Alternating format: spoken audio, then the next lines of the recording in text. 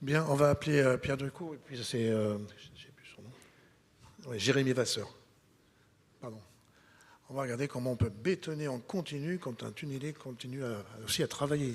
Très bien. Voilà, la simultanéité des deux métiers. Très bien. Bonjour à toutes et tous.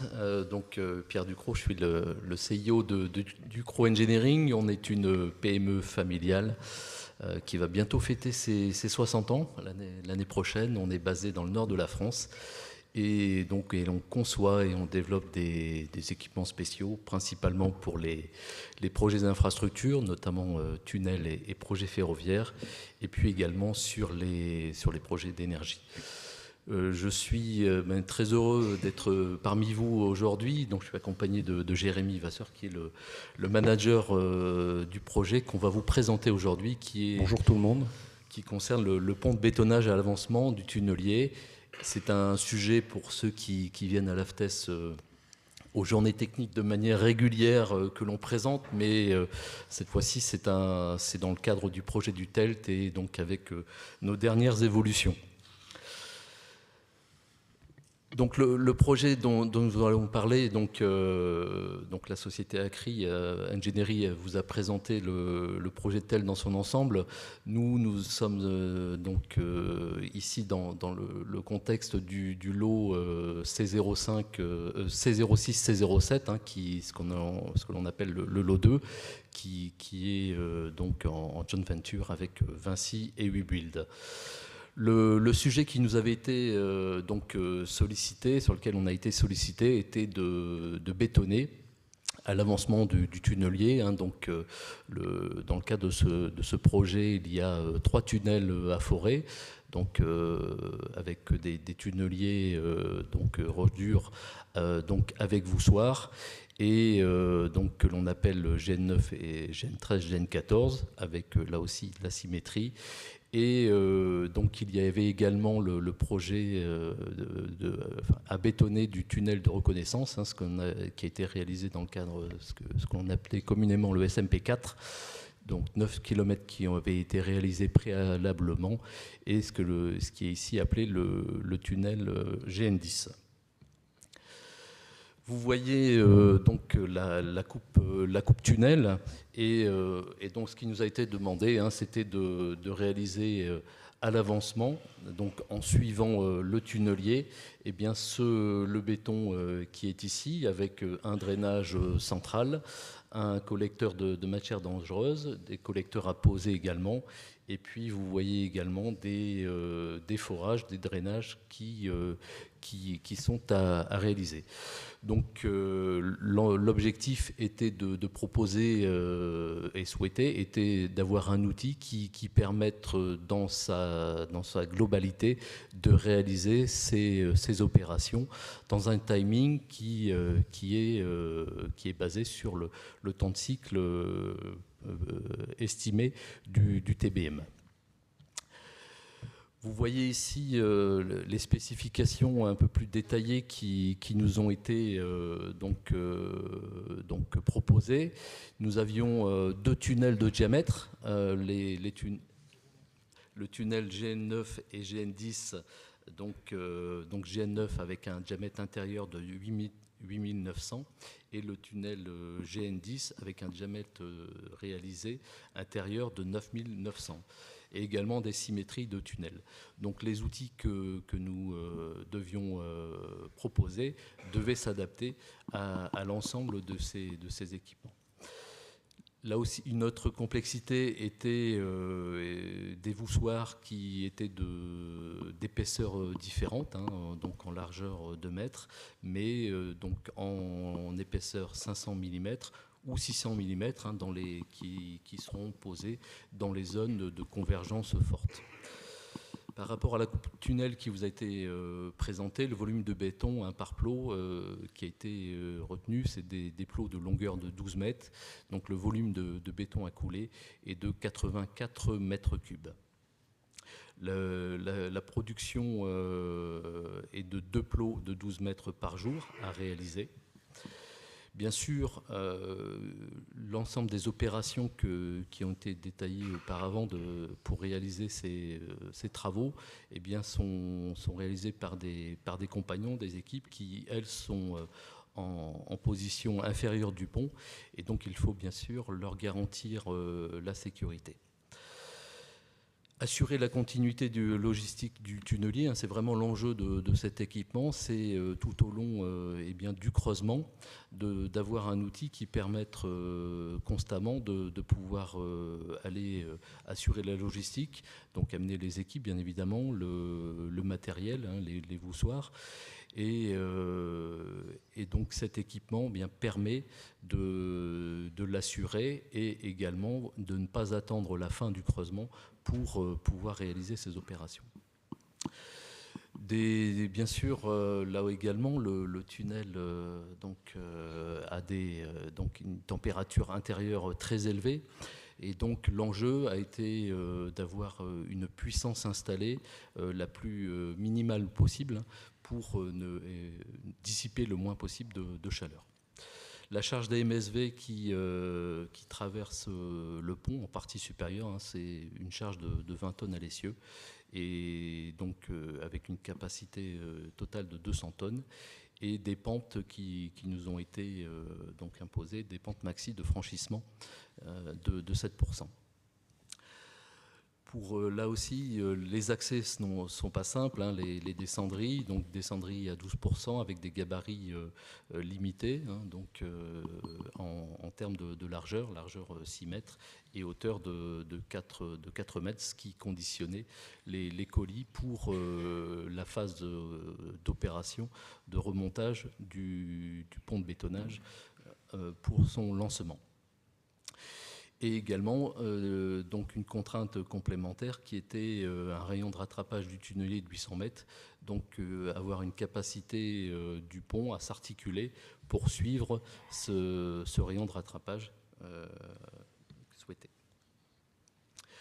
Donc la solution qui a été développée, c'est une solution que l'on a bien sûr éprouvée et fait évoluer, hein, on le verra tout à l'heure avec différents projets. Mais donc vous voyez, donc c'est un pont qui fait 130 mètres au total de long, qui va être composé de 4 stations de travail. Il fait 240 tonnes sans les équipements, bien évidemment, du client qui sont à intégrer et qui lui servent à sa production.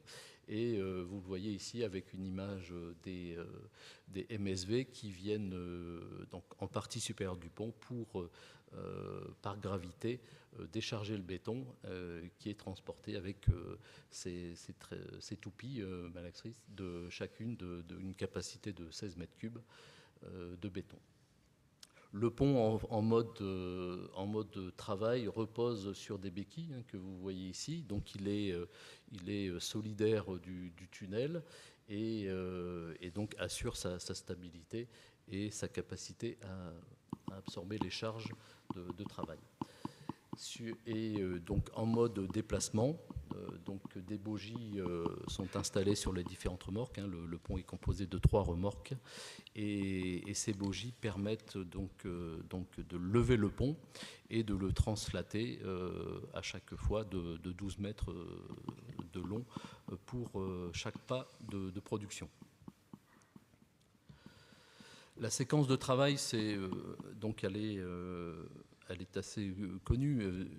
La première étape, c'est de déplacer le pont qui, par rapport au plot coulé de la veille, c'est un déplacement de 12 minutes, c'est à peu près moins de 20 minutes. Hein, on est globalement à un déplacement de 1 mètre minute.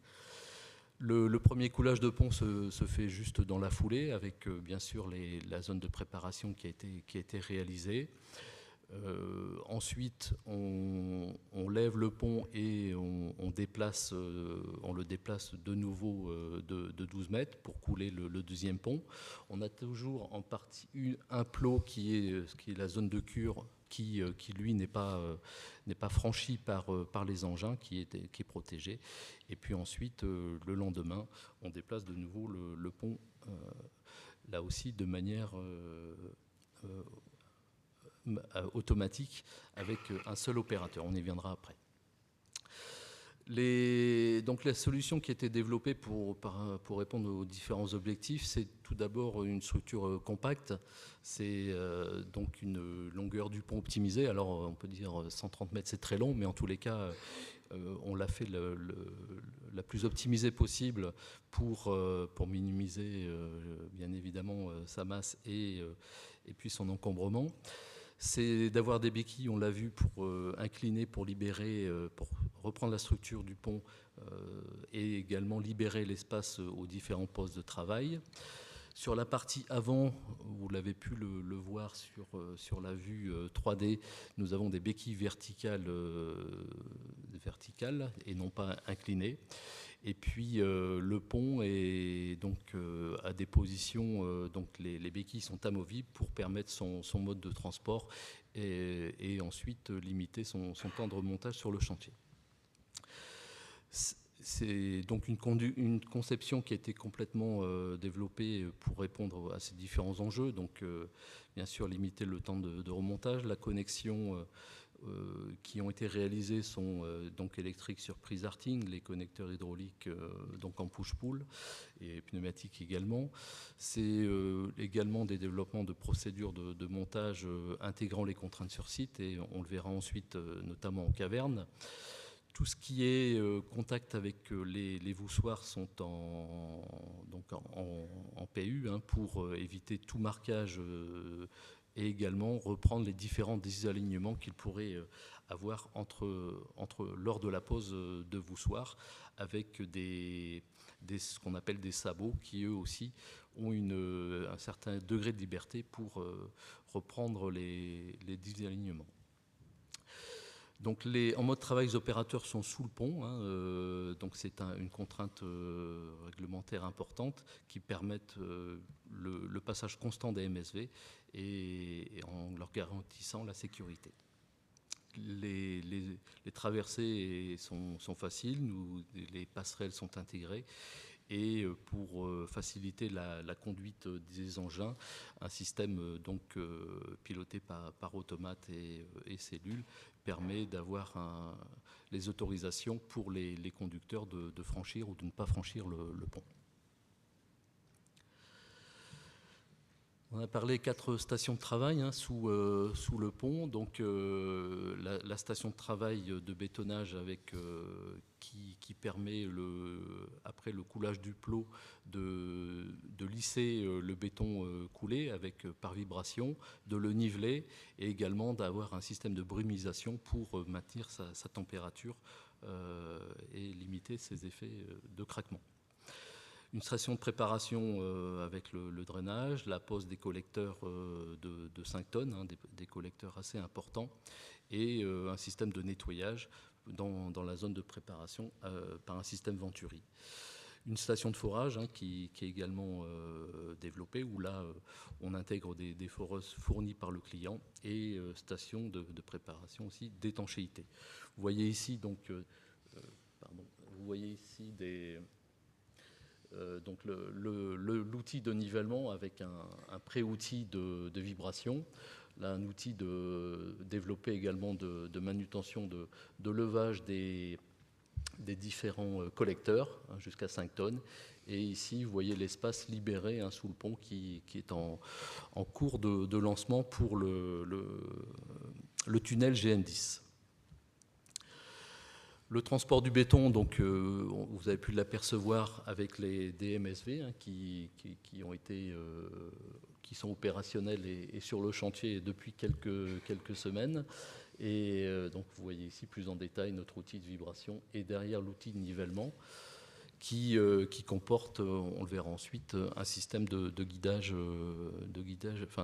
pilotage laser.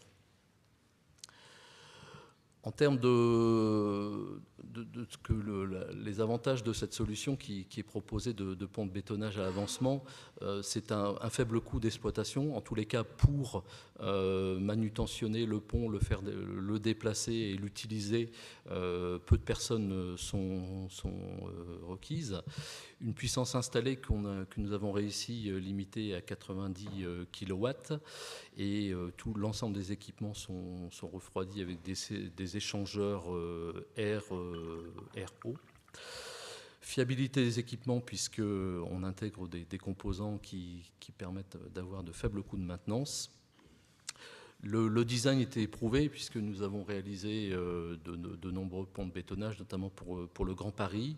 On a réalisé pour HS2, on le verra ensuite, et on est également en Inde sur le projet C2 pour une liaison entre Mumbai et Aberabad. Toutes nos solutions intègrent des retours d'expérience et on apprend de certaines erreurs ou de certains retours d'exploitation. On est toujours très intéressé d'avoir les retours de la production et des équipes. Nous avons aussi développé des outils qui permettent le suivi de production et c'est très demandé par nos clients d'avoir un reporting régulier, quotidien de l'état du pont et de sa productivité. Le bétonnage est fait par gravité et ce qui permet d'éviter l'utilisation de pompes qui nécessitent bien sûr aussi du nettoyage et qui peuvent créer également des risques. C'est un déplacement qui est facile. On a développé avec Parker,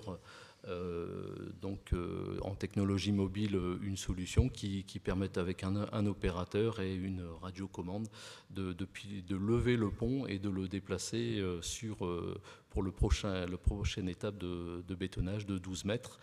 Le tout par une seule personne avec un guidage automatique, une correction automatique avec des capteurs et un clinomètre qui permettent de garder sa position dans l'alignement du fil d'eau et éviter tout risque de manipulation.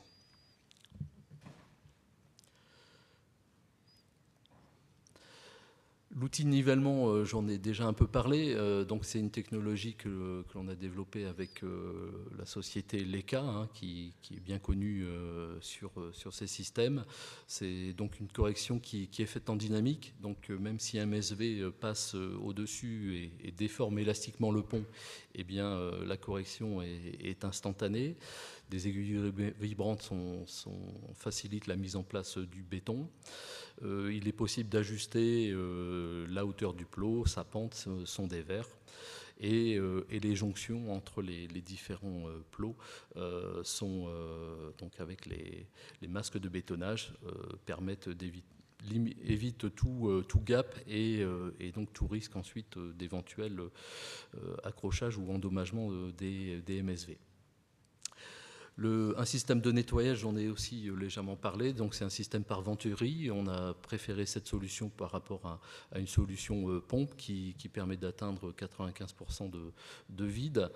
Ça permet d'aspirer de l'eau, des cailloux, du béton, jusqu'à une capacité de 350 tonnes par heure à 95% de vide. Et donc en limitant la puissance, avec cette solution, on est à 15 kW versus 37 kW si nous avions installé une pompe. Et également un système de filtration à 90 microns et un réservoir de 4 mètres cubes pour tout ce qui est nettoyage récupéré. Légalement, un service est proposé puisque une assistance technique est effectuée lors du démarrage et également, si souhaité, lors de la production. Les stations de travail permettent là aussi une bonne ergonomie. C'est vraiment l'enjeu, c'est de permettre aux différents compagnons de travailler dans les meilleures conditions de sécurité et d'ergonomie possibles, avec également en intégrant les nuisances qui peuvent être le bruit et l'augmentation de température. Des ventilateurs échangeurs air-eau sont également installés. Et nous avons mis en place des grues de manutention type ce qu'on appelle en J et celles développées spécifiquement pour les besoins. Donc la sécurité, là aussi, on en a parlé avec tout ce que vous voyez ici et des systèmes incendie sur le groupe hydraulique, les armoires électriques et bien sûr des arrêts d'urgence sur l'ensemble du pont et les différentes radiocommandes. En termes de contrôle-commande, des automates, avec un automate qui est soit en mode travail, soit en mode déplacement, avec en option une possibilité de supervision. Toute la sécurité est en logique câblée Possibilité également, et on l'a intégré, caméra pour avoir visuel reporting soit dans la cabine de travail ou en surface, et bien sûr des outils interface homme-machine pour permettre d'avoir les informations et les statuts du pont. Là aussi, c'est un outil qui est développé pour être maintenable donc, de manière facile, hein, donc avec des accès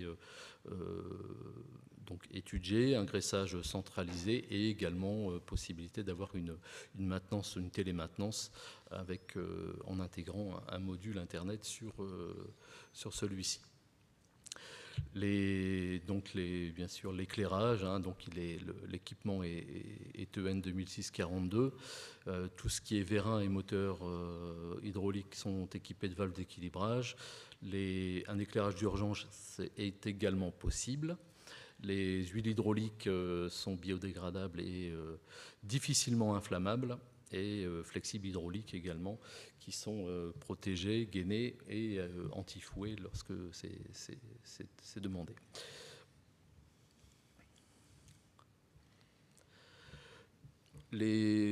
Donc, du Crow Engineering, on est totalement intégré, hein, donc du design jusqu'à la fabrication, et donc nos ponts sont assemblés dans leur globalité. Hein, là, le pont GN10 a été assemblé sur ses 130 mètres de long dans nos ateliers, et nous faisons des essais donc les plus aboutis possibles. Bien sûr, on n'a pas fait de bétonnage et on ne fait pas de déplacement, mais en tous les cas, on le teste de manière la plus avancée possible pour éviter tout risque de problème lors de l'exploitation.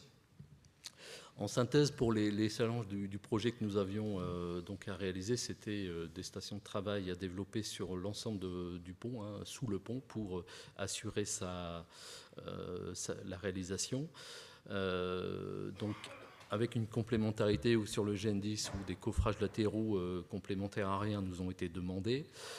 Donc, pour intégrer tous les matériels du client à installer, eh bien, 3 trappes au centre du pont avec des ouvertures ont été réalisées. Des crues de manutention, j'en ai parlé.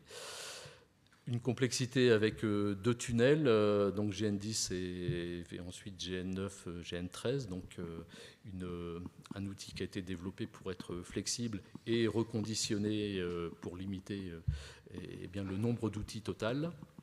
Les températures élevées, hein, des conditions particulières, et là aussi, bravo aux équipes qui exploitent le pont. Et puis le remontage, vous le voyez, est difficile, hein, dans une caverne. Donc tout notre design a été pensé pour intégrer ces différentes contraintes. En termes de référence, nous avons démarré, le principal, donc sur le Grand Paris. Ensuite, on a fait 2 fois 16 km sur le package C1 avec Line JV, notamment Bouygues, et puis actuellement on est sur le C0607 et sur le C2 avec Afcons en Inde. Voilà, merci de votre attention. En tous les cas, on est à votre disposition, et on a également un stand et on sera ravis de vous accueillir. Voilà, merci très bientôt. beaucoup. Merci messieurs Ducrot et Vasseur pour cette présentation.